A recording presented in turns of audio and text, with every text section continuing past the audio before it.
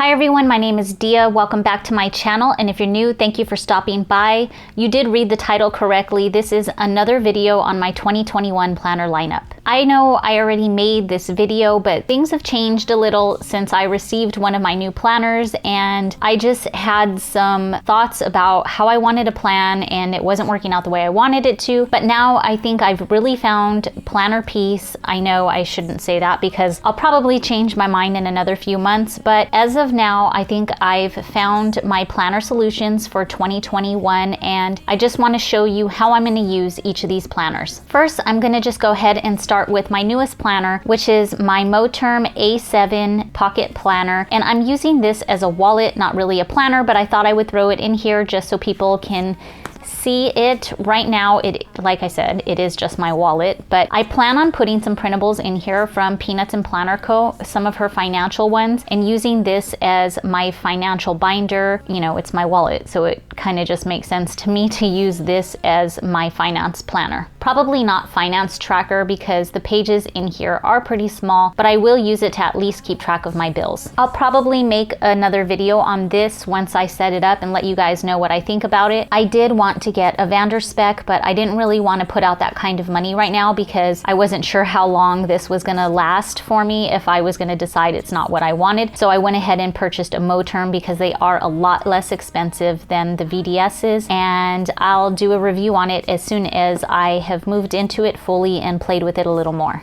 I'm going to go ahead and start with my 5-year Hobonichi planner. This is in the A6 size, and I do have the cover from Hobonichi on it. I can't wait to get started in this one. My husband bought the one from this year, so he already started in his. But in my last video, I had asked people what I should do with this side of the page, because over here, I am just going to put something key or a special memory that stood out for the day, and I wasn't sure what to do on this side. You know, this is a really thick planner, and I don't want it to bulk up too much. So I was watching a video, and I really wish I could remember who it was, but what she did is she continued to use this side of the planner for the next few years. So this ends in 2025, but what I'm going to do is go ahead and draw in lines here and have 26, 27, 28, and 29 in here. This side is a little bit shorter because of the writing down here, so this will probably end up being a 9-year planner, possibly a 10-year planner.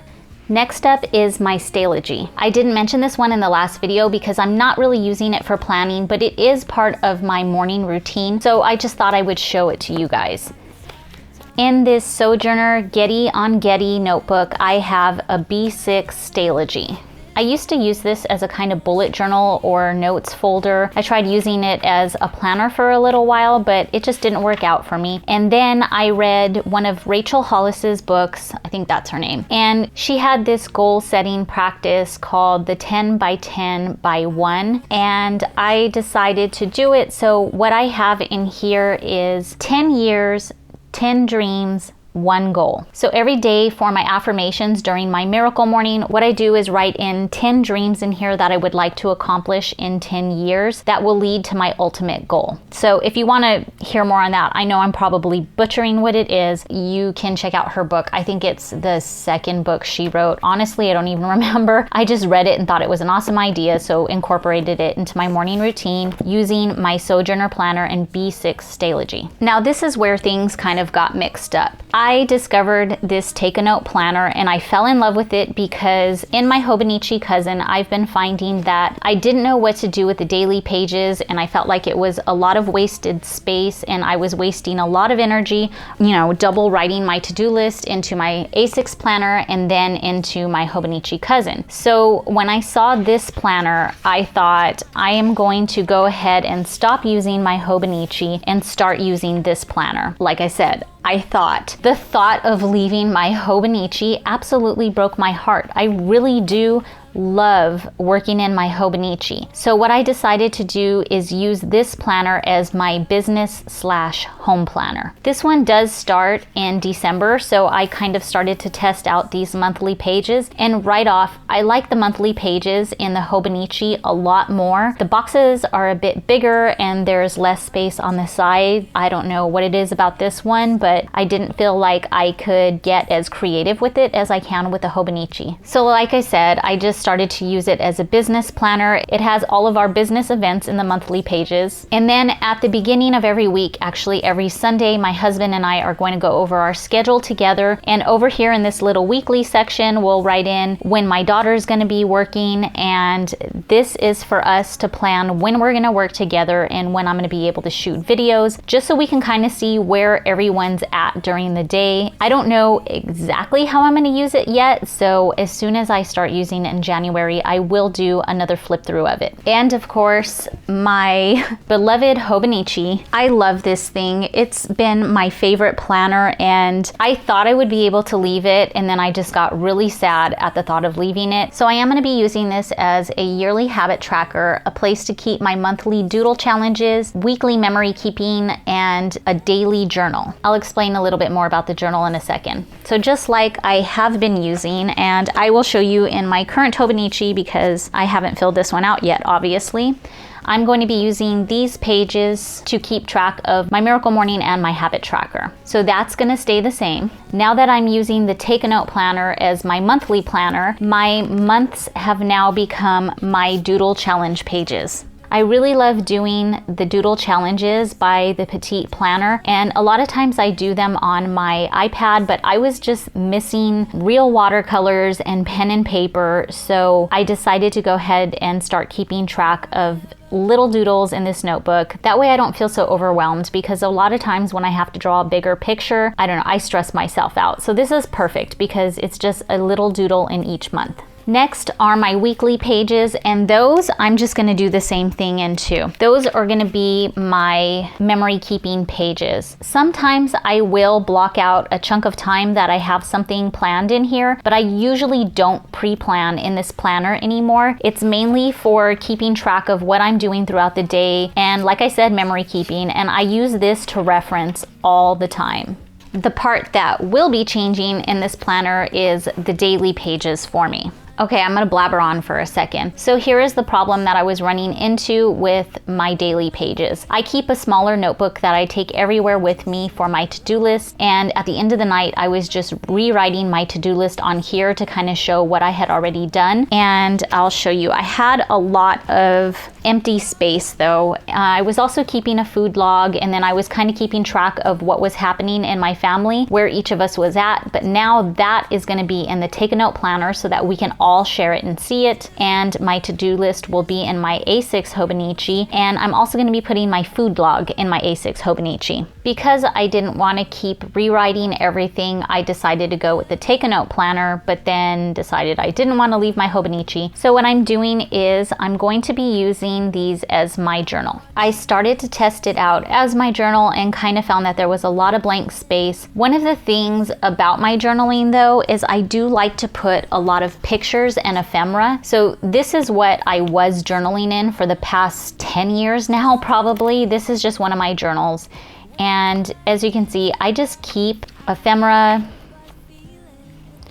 little notes that were left for me, and pictures in here. So I wanted to do that in my Hobonichi, but I did purchase the entire year Hobonichi and didn't want it to bulk up too much. I watched a couple of videos and I saw that people print out their pictures on sticker paper and put it in here, so I thought, brilliant, I'll just do that. But then after printing them up on my printer paper, I don't know, the quality just isn't the same as a real picture, and I kind of worried that it might fade faster over time, and I really don't want the pictures to fade. So what I'm doing in this journal is, this is kind of my deep thoughts personal journal, and I started to doodle in it a little more. So I think this is what I'm gonna do. This was just a cold day and I was craving soup, so I did a picture of soup. I also have a constant craving for milk tea lately, so I just drew a little tea bag in here. And then the next day we went to DSO, and I am horrible at drawing, but I want to get better, so I just kind of drew this in and then journaled what happened for the day. So this is what my daily pages are now going to be in my Hobonichi Cousin.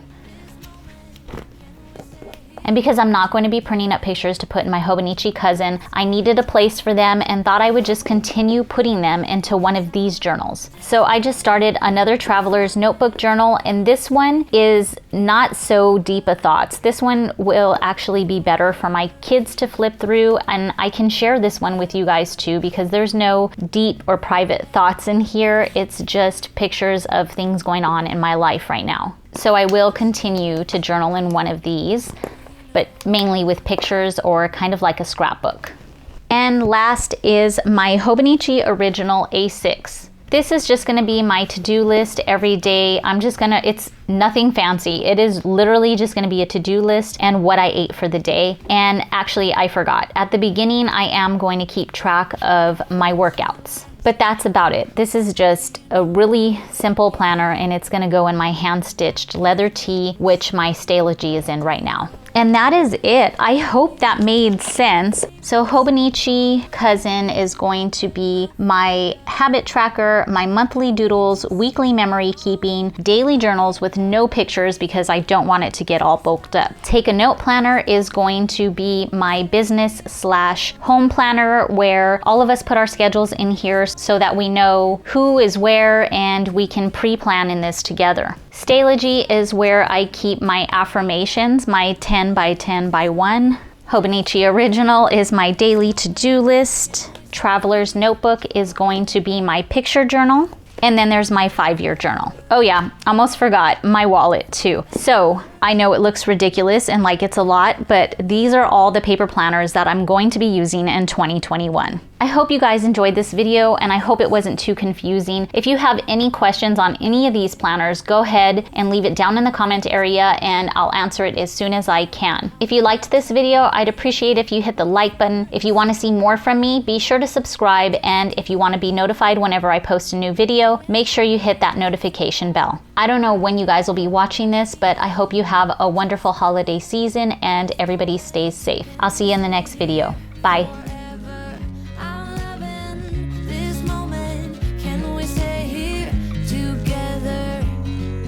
I could stop the time, don't you know?